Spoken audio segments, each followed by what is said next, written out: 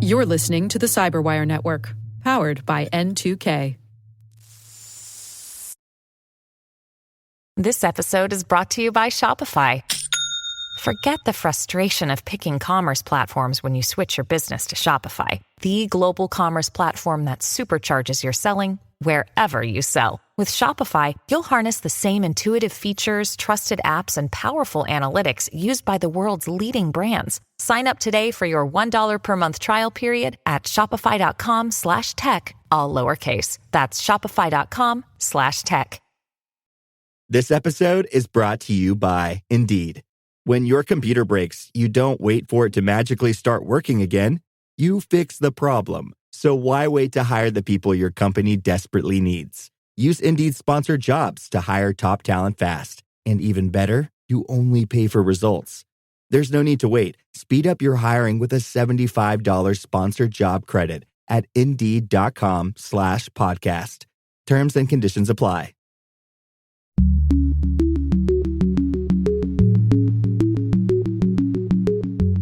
The requirements to protect that information have been there for several years. It's just now being ratified in the sense that you're now going to be verified that you are meeting those requirements. And that's what CMMC is really doing, is putting that certification, that validation piece in place as a requirement.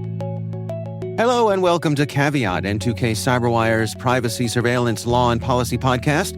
I'm Dave Bittner, and joining me is my co-host, Ben Yellen from the University of Maryland Center for Health and Homeland Security. Hey, Ben. Hello, Dave. On today's show, Ben discusses a federal court's decision holding warrantless queries of the Section 702 database unconstitutional.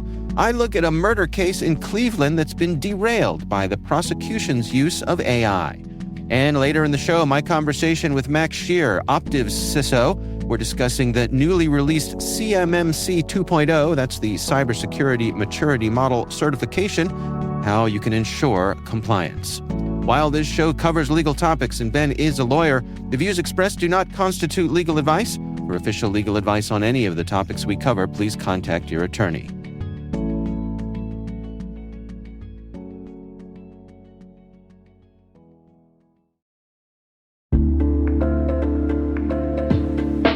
Hey everybody, Dave here. Have you ever wondered where your personal information is lurking online? Like many of you, I was concerned about my data being sold by data brokers. So I decided to try Delete Me. I have to say, Delete Me is a game changer. Within days of signing up, they started removing my personal information from hundreds of data brokers. I finally have peace of mind knowing my data privacy is protected. Delete Me's team does all the work for you with detailed reports, so you know exactly what's been done. Take control of your data and keep your private life private by signing up for Delete Me. Now at a special discount for our listeners. Today, get 20% off your Delete Me plan when you go to joindeleteme.com/N2K and use promo code N2K at checkout. The only way to get 20% off is to go to joindeleteme.com/N2K and enter code N2K at checkout. That's joindeleteme.com/N2K, code N2K.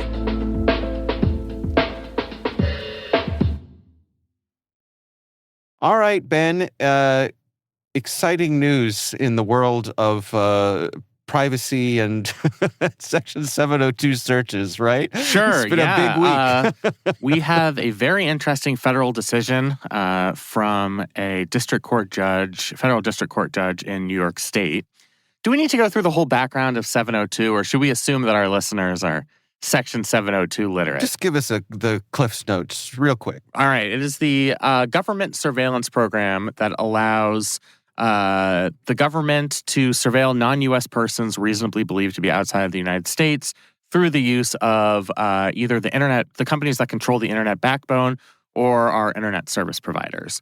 The big problem as it relates to U.S. persons is that incidental collection can happen. So if a U.S. person is speaking with an overseas target, that conversation is eligible for collection. It goes into a database, and relevant to the case here, and this is kind of the new issue that was at least potentially resolved in this case, that database can be queried. And there is prior to the holding in this case, there had been no warrant requirement for querying that giant database. And when you say queried, by federal law enforcement, yes? Exactly. Okay. So it would generally be the FBI who would be conducting the query. Okay.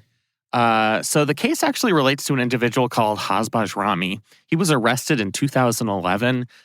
He was involved in terrorist activities and was traveling to Pakistan to join some type of terrorist organization. And he was arrested at the airport. So he goes to trial.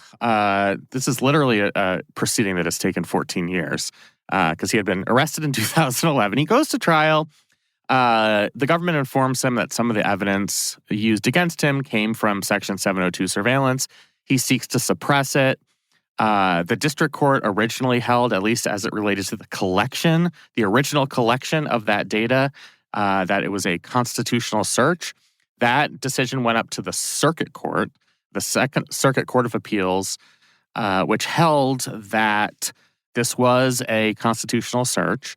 Because the original search of the overseas target is legal and non-U.S. persons do not enjoy Fourth Amendment protection, so warrantless searches of overseas targets are illegal, any information we glean incidentally is admissible in criminal court. And this gentleman is a U.S. citizen? He is a U.S. citizen. So he was communicating with someone of interest overseas. Exactly. And that's how the information... Got it. This is how they obtained the data. Now, what's really interesting, and this is kind of beyond the scope of what we're going to talk about, is for at least part of the proceeding, the federal government was under the mistaken impression that he was not a U.S. person. Oh. Which I think adds additional confusion to this case. Okay. So the Second Circuit Court of Appeals basically said the one issue we're not sure about is whether it is constitutional to query the Section 702 database. So again, this is not the initial collection of the communications or the data. Mm-hmm. It's once that data is held at rest in this large Section 702 database, can the government query that database without a warrant? Okay. So the Second Circuit Court of Appeals said to the district court, I'm remanding this to you to figure out this issue. It's a relatively narrow issue, but take your time, go through all of the evidence, and let us know what you think. Had this been pondered before? Absolutely. I mean, there are interest groups out there, including groups like the Electronic Frontier Foundation, who have been calling for Congress to enact reforms to Section 702 to require a warrant for all queries into the Section 702 database. Congress reauthorized the program last year through the middle of 2026, and there was a debate on including a warrant requirement for search queries. It was actually proposed as an amendment in the House of Representatives. The amendment, I think, was defeated by one vote.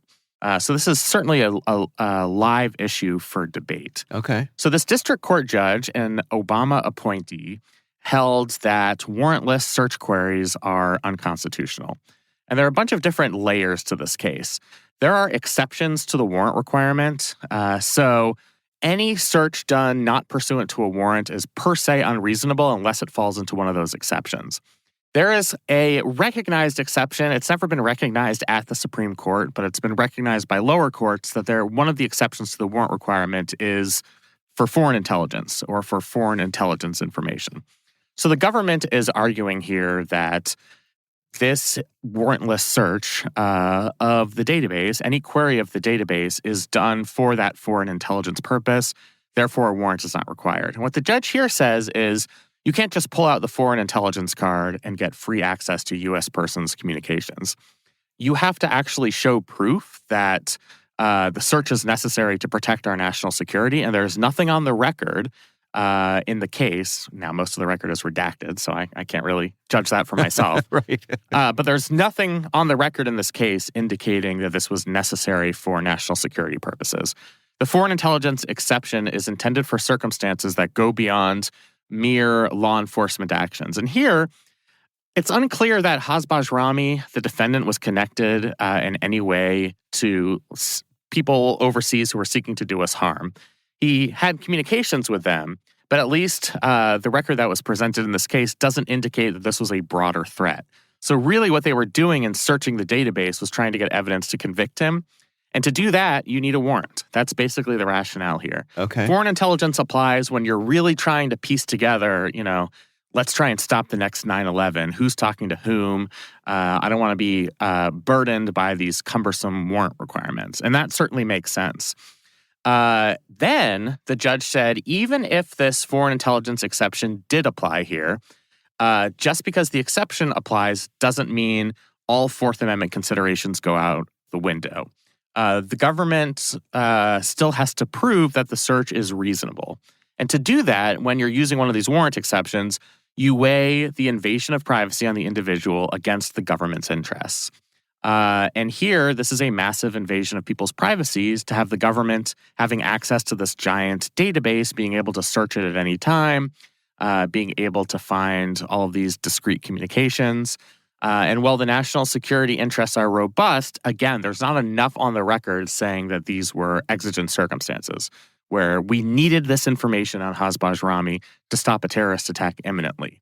What she did say is there will and may be some circumstances where a warrant is not required. Those circumstances would be some type of emergency situation where there's a new active threat. The government does not have the time to go secure a warrant. Then it may be permissible to conduct a warrantless search of that database. But that is not the issue here. As a general rule, unless there is some exigency, this judge says, a search of this database has to be done pursuant to a warrant. So that now is a new precedent. It's the first time a court has come to that conclusion. Technically, it only applies in the Second Circuit. So any FBI search of the 702 database that takes place in that Second Circuit's jurisdiction, which is basically New York and a couple of other states, they are now bound by this decision. So are FBI agents calling their buddies in other Washington, regions? Yeah, why don't you do the search? I mean, I don't mean to be flippant about it, but is it that Well, no, because it can't really happen that way because now, because this opinion is out there, now I think there's an understanding that it's unclear whether warrantless searches are unconstitutional. It's, as you can tell by the fact that this case took 14 years, we're not going to get a lot of clarity on this for a while. You have to have a bunch of different things to even get a case on the merits on the Section 702 database. So in some other jurisdiction, it would probably be Washington, D.C., somebody has to be arrested. And the information used to arrest them has to have been obtained from Section 702 surveillance. Not only that, it has to have been obtained from a query of the database, and that query has to have been done warrantlessly. There just aren't that many cases. I think there's just a very limited number of cases where we use foreign intelligence surveillance information to effectuate criminal prosecutions. I mean, they're out there, obviously, but there just aren't that many cases. So there's uncertainty now that we have this decision, how courts will look at future instances of warrantless searches of the database, whether that's in the Second Circuit or elsewhere. So at least we have this kind of shot across the bow saying, some judges see this as an unconstitutional search. Everybody should be on guard. If the FBI wants to conduct searches of this database, they should know that at least one judge has held this to be unconstitutional. So does that mean that, I guess what I'm trying to get at is, at what point does this become the law of the land, either officially or in practice? Is this a case where if the FBI is trying to run down something because of this decision, they're going to go get that warrant now? That's a sigh. I know I'm very cynical about these things, but the government has been given an opening, even in this decision. They can say, we had exigent circumstances. And that's probably what they're going to say if a proceeding ever makes it this far. You know, one of the things that happened in this case is Mr. Hasbaj Rami is not going free because of something called the good faith exception. Basically, law enforcement followed the rules as they believed them to exist at the time they conducted the search. There was no indication at that time that you needed a warrant to query the Section 702 database. And because they conducted that search in good faith, that evidence will not be suppressed. Therefore, Hasbaj Rami doesn't get to be released from prison. I see. At any sort of new trial proceeding. So I kind of think that's how this is going to go. Like, the government in a future case could say, well, we read that decision from the Second Circuit, And we thought in good faith that we had exigent circumstances. Maybe they didn't turn out to be exigent, but we're the FBI. I mean, we're trying to connect dots. We're trying to stop terrorist attacks. It was exigent to us, and you can't really prove otherwise, because otherwise we'd have to reveal a bunch of classified information. So what has to happen for this to not be ambiguous? I think we need to have a robust warrant requirement that's written to statute. And that warrant requirement has to come with only extremely narrow exceptions. And you have to properly define an exigent circumstance. So not every single search query is done pursuant to an exigent circumstance. It has to be like an actionable, particular threat that is time sensitive. So it's not that hard to go to the FISA court and get a warrant for these types of searches. The FBI does it all the time. For most of its history, the FISA court has basically been a rubber stamp of approval. 99% chance that when you present the evidence, you're going to be permitted to conduct the surveillance. I assume would be the same for the Section 702 database. So just get the warrant, unless there's something that is really, really time sensitive. So I think we'd have to see Congress pass a law when this is up for reauthorization in 2026 that says a warrant is required for searches of this database except for in exigent circumstances, and exigent circumstances have to be very narrowly defined. Does this decision perhaps light a fire under Congress to do that? I think the fire will be lit only when the program itself is about to expire. That's the only time they ever do anything related to surveillance. The threat of the expiration of Section 702, which everybody recognizes is the crown jewel of our intelligence apparatus, supposedly will motivate lawmakers to put this on more solid constitutional ground. And because it's not like there are a million Haz-Bajrami cases running around out there with similar fact patterns, I don't think there is the same level of urgency. I think this is just really a warning that the constitutionality of these search queries are in question, and Congress, when it gets around to reauthorizing the program, should take that into consideration, because we don't want to get into a circumstance where we are no longer permitted to search this database at all, even in exigent circumstances, because judges start to get angry that there are all these warrantless searches. So I think it is incumbent upon Congress to try and find a solution there. And as I've said, they've tried. Every time this has been up for reauthorization, they've tried, and it just has not, it's fallen short of passing. Yeah. It's fascinating to me how, on the one hand, this is a big deal. This decision is a big deal, right? Yeah, absolutely. On the other hand, what changed? Yeah, I mean, that's kind of true for a lot of these decisions. Right. It's like very interesting for legal nerds like myself. Yeah. You're going to get a lot of different articles and blog posts. But asking what changed is a great question, because Haz-Bajrami himself is still behind bars. So it doesn't change anything for him personally because of that good faith exception. And in terms of policy changes, I just think it's too early to know. We have to have a case that's ripe, that's going to test this premise in other jurisdictions. And we have to know if other judges are willing to adopt the same reasoning that this judge adopted for this case. And it'll take a while to understand the answers to those questions. Yeah. All right. Well, interesting. We will have a link to that story in the show notes. Can I quickly just say two other 702-related news items that are of interest, very quickly? Yeah.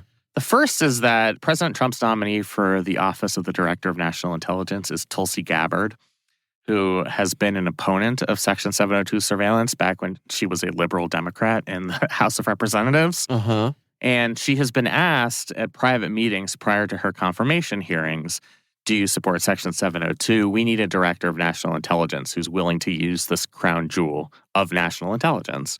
And now she's seemed to have shifted her opinion and is telling senators, at least, that she believes in this program and its existence. I think her confirmation hearing is coming up as we record this in a couple of days. This is going to be a major issue at her confirmation hearing because of her past positions.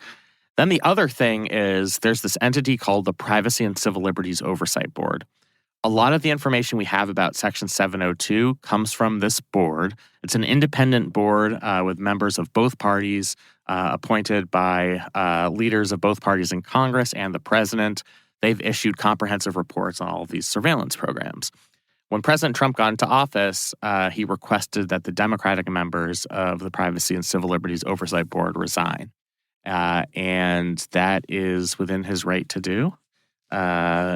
They were resistant to resignation, but as of a couple of days ago, they did end up resigning their positions. The result of that is that the P Club now has vacancies, enough vacancies, that they will not have a quorum and they cannot conduct business.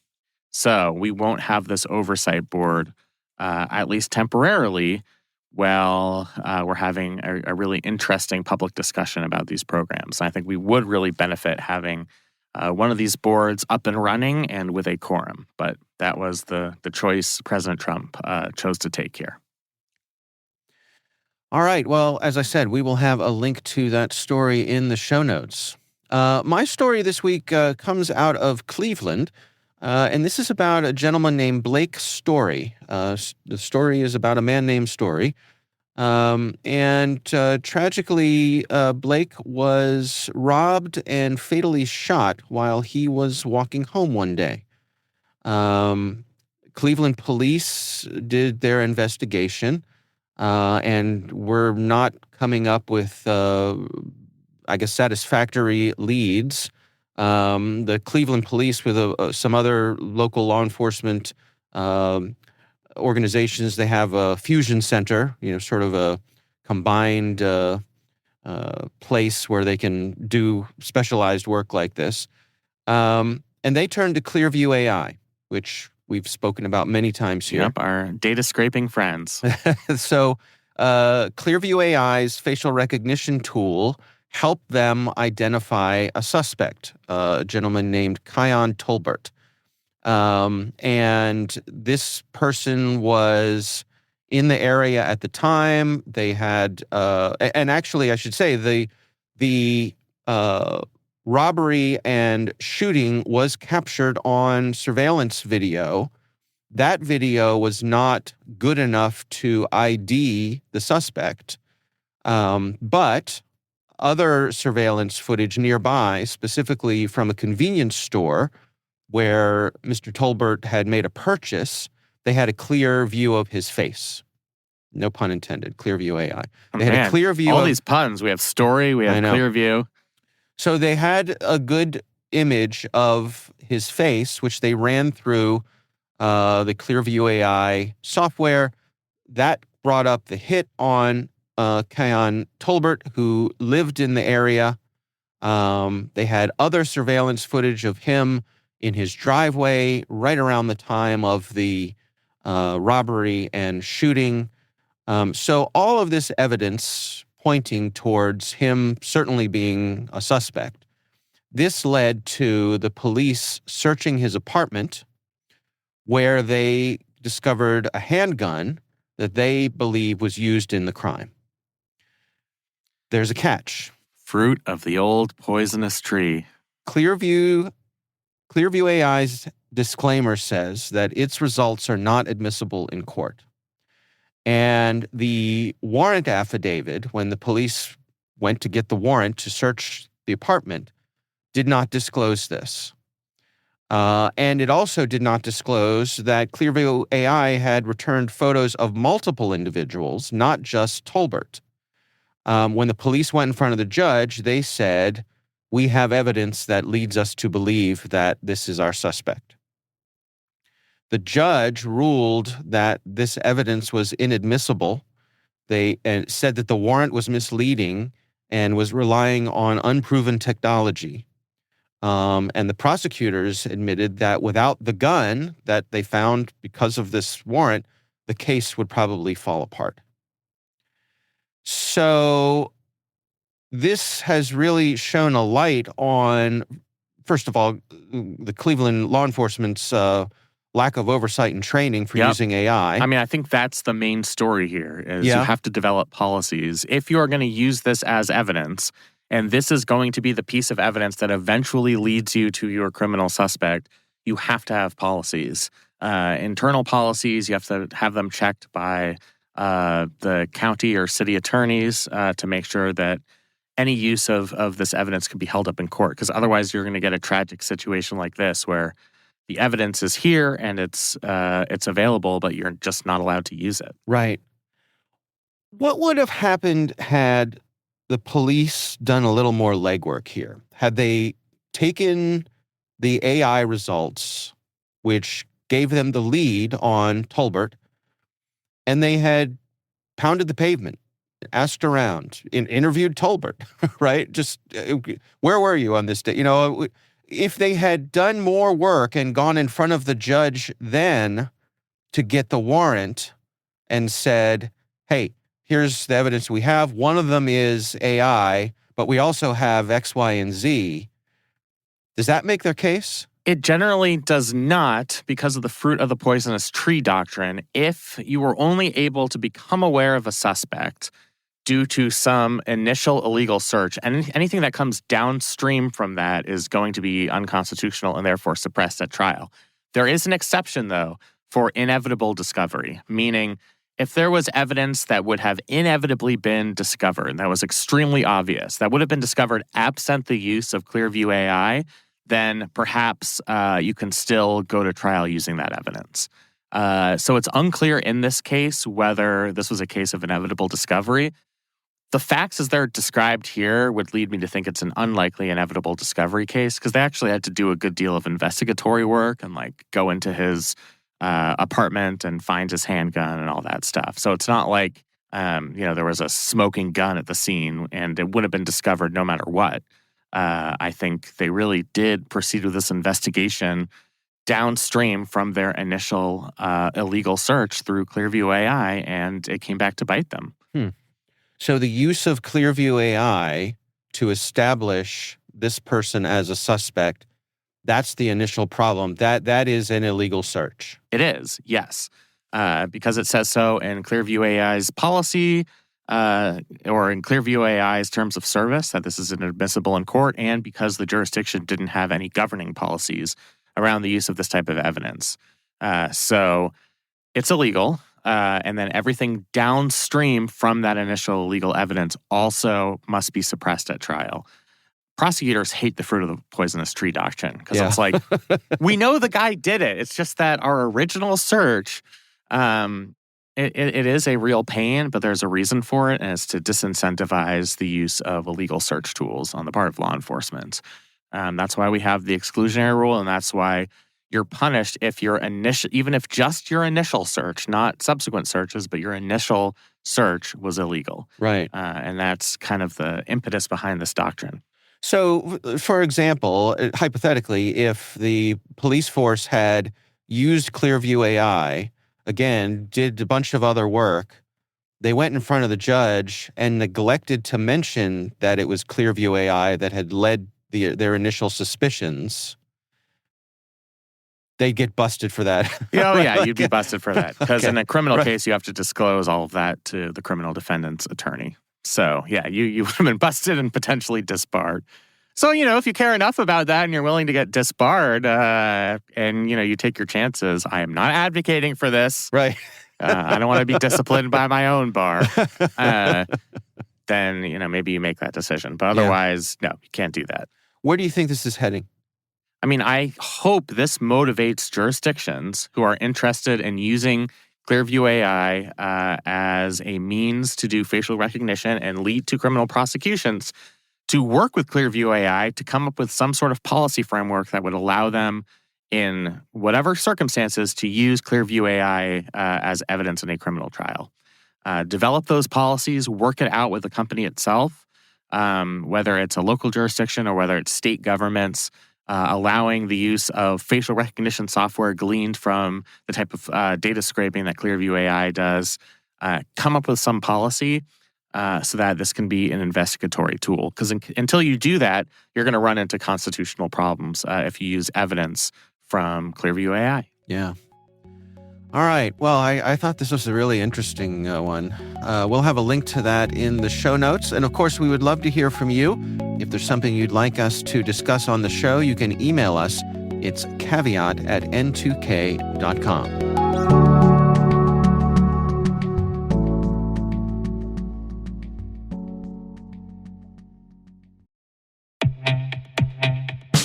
Your business needs AI solutions that are not only ambitious, but also practical and adaptable.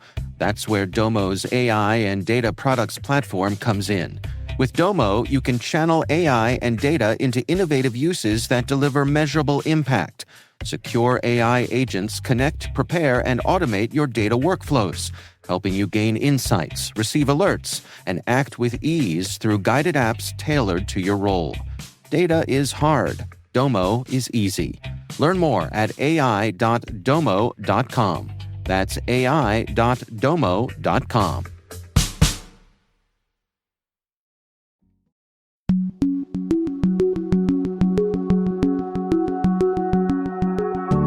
Ben, I recently had the pleasure of speaking with Max Shire. He is the Chief Information Security Officer at a company called Optiv.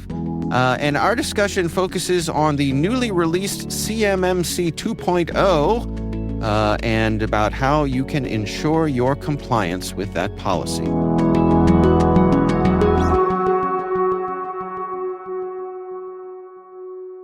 CMMC has been a long time coming, and I think a lot of people misconstrue it as, there are cybersecurity requirements that they now have to implement as a part of this framework. And it's actually a misnomer because, the DFARS requirements or, the Defense Federal Acquisition Regulation actually already has a lot of cybersecurity requirements that are mandated in the protection of CUI or controlled unclassified information.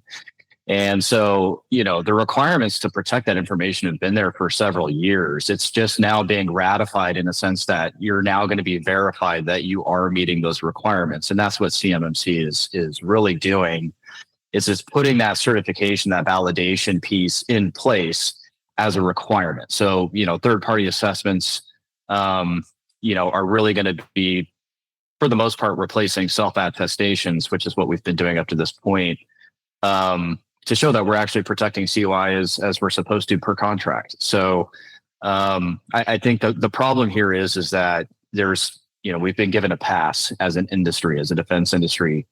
We've been given a pass for several years, and they're now really starting to clamp down on the requirements and force you to show that you are meeting those requirements. So that's really what CMMC is in a nutshell, is really that validation piece. And so that's what really has people worried, right? Is that they're now actually having to show that they're meeting these requirements instead of having it on like a perpetual POAM or plan of action and milestones. I see. Well, my understanding is that this is going to be rolled out throughout 2025. Is going to be a phased rollout? Correct. Yeah, it's technically 4 phases. So phase 1 is going to be 2025.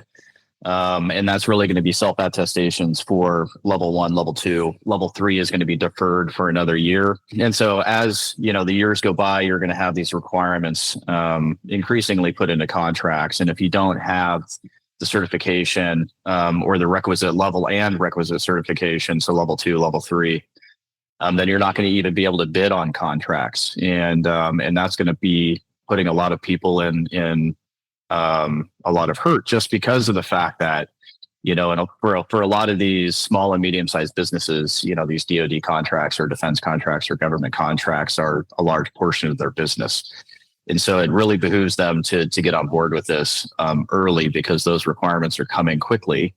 Even though it is a phased approach, it does take a little bit to implement the cybersecurity requirements that are required within, NIST 800.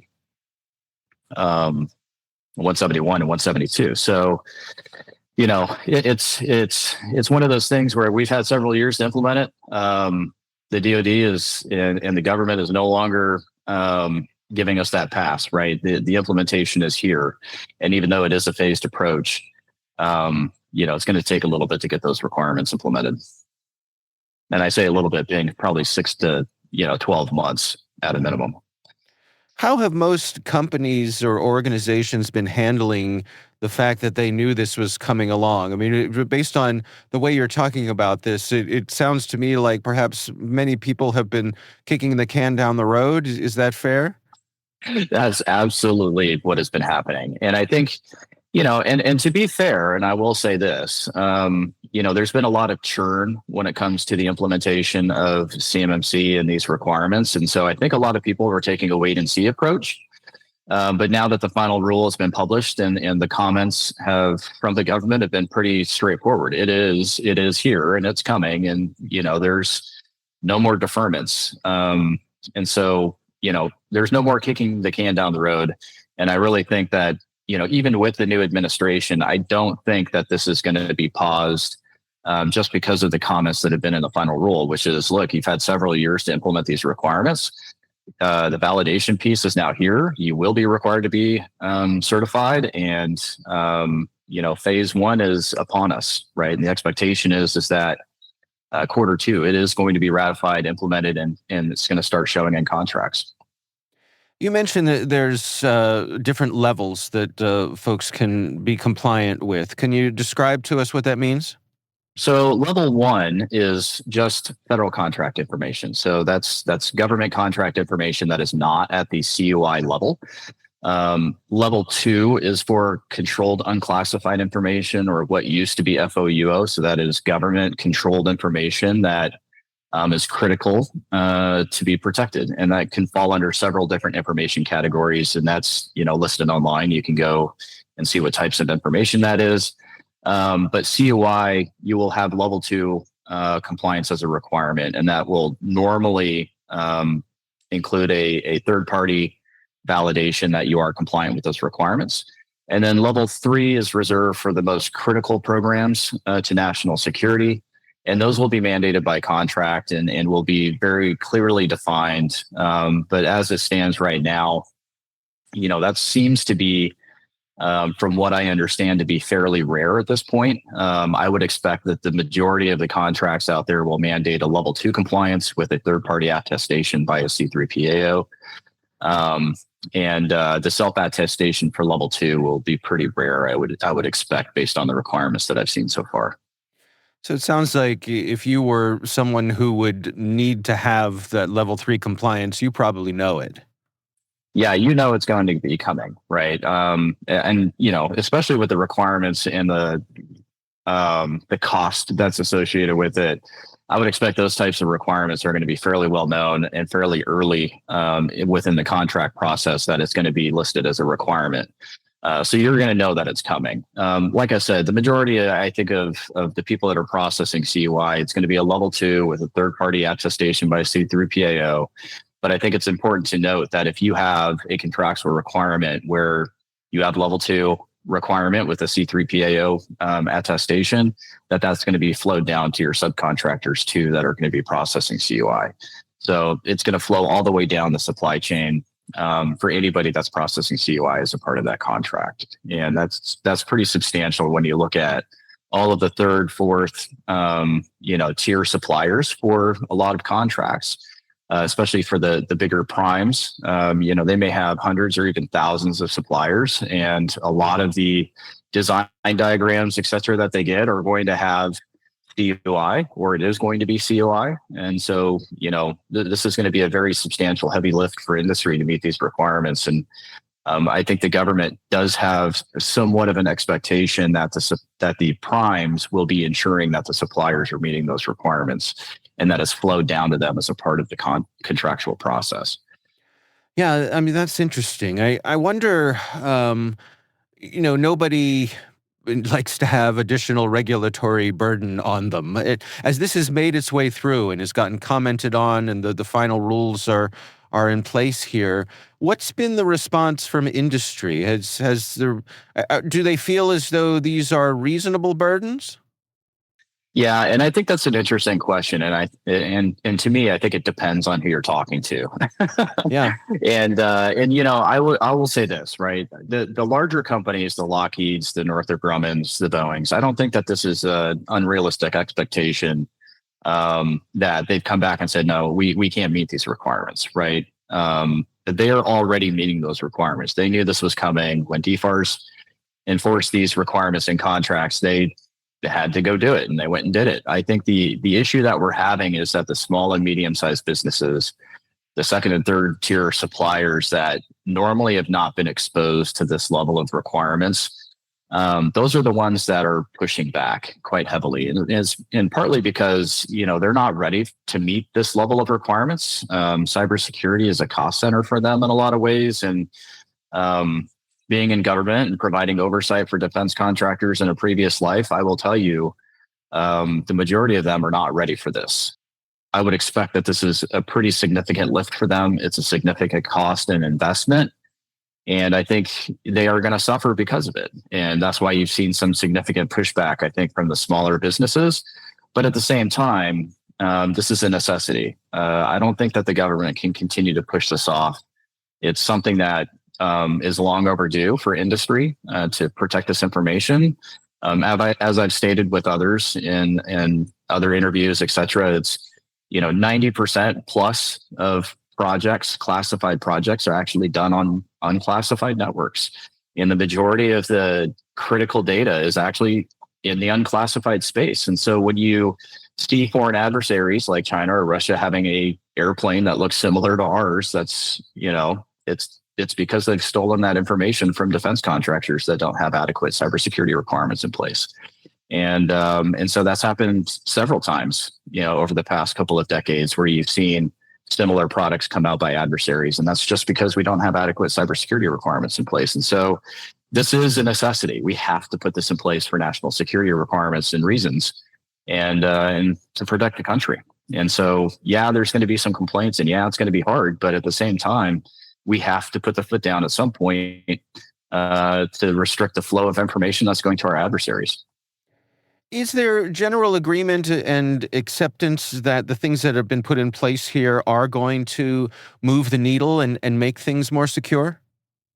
Oh, absolutely. I mean, let's look at the requirements, right? MFA, or multi-factor authentication, an incident response plan, and the fact that you exercise it, auditing requirements. I mean, these are basic cybersecurity requirements. There's nothing in the CMMC guidelines or in NIST 800-171 that's really above and beyond what you really should be doing in the first place.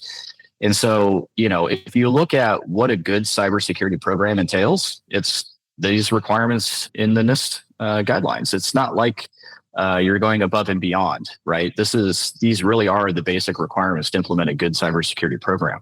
So I don't think that it's unreasonable to look at these requirements to say, oh my gosh, we're going way above and beyond what we should be doing, and this is, excess. I don't think that's true. In fact, I think these are, very common baseline security requirements that should be implemented anyways, and are good cybersecurity practices. What's your recommendation for, that organization who's been kicking the can down the road, and now they're in the midst of a little bit of a wake-up call here? Any advice? Yeah, well, the advice is to start now, right? If you haven't implemented or started implementing the requirements and getting this into a roadmap that's actionable, you're way far behind the power curve. And then secondly, I would say don't do it alone. Look for a consultant or advisory service, or even join communities, blogs, make friends on LinkedIn that are tied into the CMMC community, whether it be a C3PAO or a certified assessor. Get in there and start getting feedback on what you think is right. So that way, when you do implement it, you're not going back and doing rework. So that way you do it right the first time.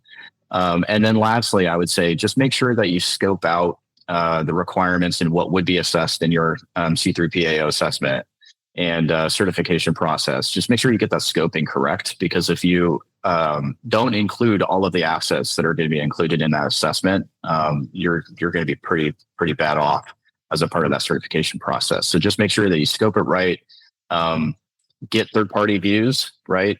Make that investment up front, so that way you know what you are going to be assessing, that what you think is correct, and that you get that second look to make sure that you're doing what you're supposed to, and then start now if you haven't already, because you're already behind if you haven't done so. All right, terrific. Well, I think I have everything I need for our story here. Is there anything I missed? Anything I haven't asked you that you think it's important to share?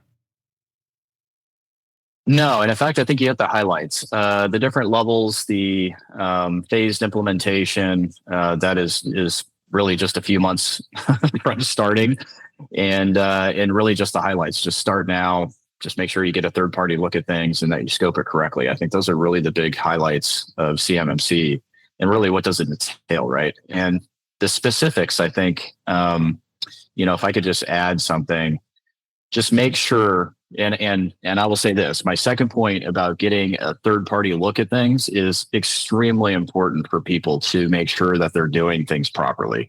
There's some nuance in the requirements for CMMC, such as cloud service providers and data flow diagrams, controls responsibility matrix, things that come with cloud connectivity, which everybody has. Nobody anymore has a true on-prem solution, right? There's always some SaaS out there.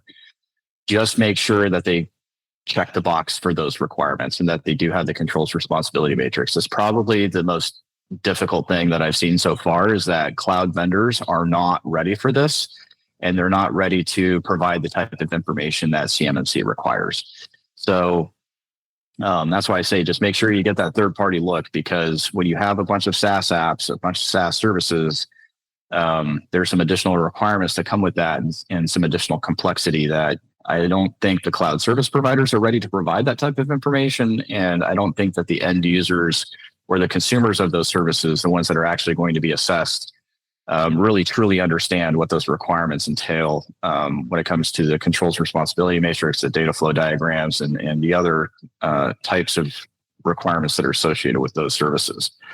And there is some ambiguity right now on cloud service providers and what does FedRAMP equivalency mean.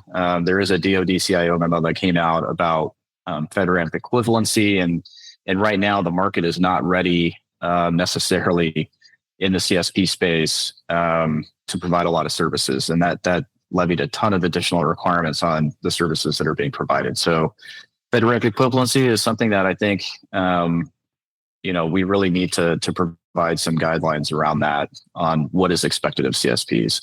So there was some clarity in the final rulemaking process and some of the comments that came out.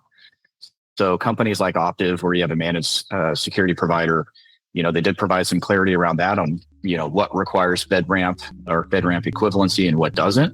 And I think that's a good thing.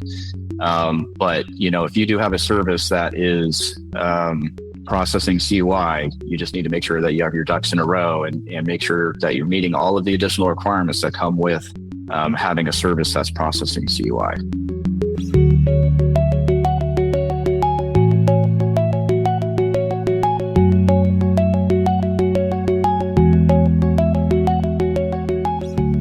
Ben, what do you think? CMMC2, the Cybersecurity Maturity Model Certification. I thought it was a really interesting conversation. He noted that this is a fundamental shift in how our government is approaching the protection of unclassified information. I personally didn't know that much about the Cybersecurity Maturity Model Certification process, so I appreciated hearing him talk about it. Yeah. All right. Well, once again, our thanks to Max for joining us. He is the CISO at Optiv.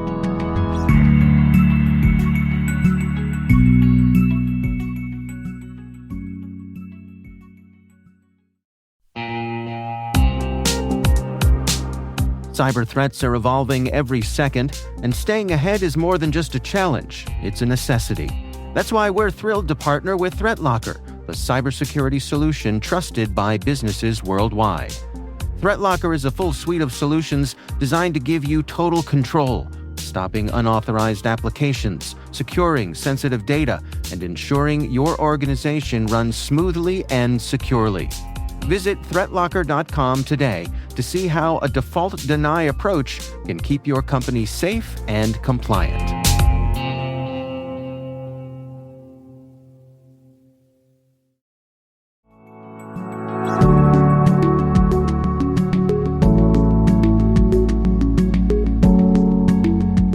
And that is Caveat, brought to you by N2K Cyberwire. We'd love to know what you think of this podcast. Your feedback ensures we deliver the insights that keep you a step ahead in the rapidly changing world of cybersecurity. If you like our show, please share a rating and review in your favorite podcast app. Please also fill out the survey in the show notes or send an email to caveat@n2k.com.